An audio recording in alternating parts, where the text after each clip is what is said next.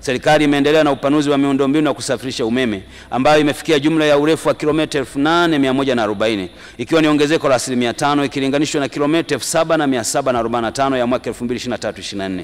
Aidha, miundombinu ya usambazaji imeongezeka kutoka kilomita 176,750.9 mwezi Aprili 2024 hadi kufika kilomita 2,266.25 mwezi Aprili 2025, sawa na ongezeko la 13.3%.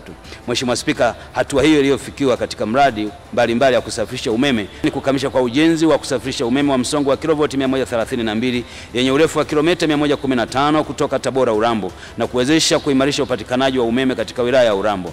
Aidha, ujenzi wa njia ya kusafirisha umeme wa msongo wa kilovoti 132 yenye urefu wa kilomita 383 kutoka Tabora hadi Katavi kupitia Sikonge, Ipole, Inyonga umefikia 96%, unatarajia kukamilika mwaka huu wa fedha. ETDCO, suluhisho la miundombinu ya umeme.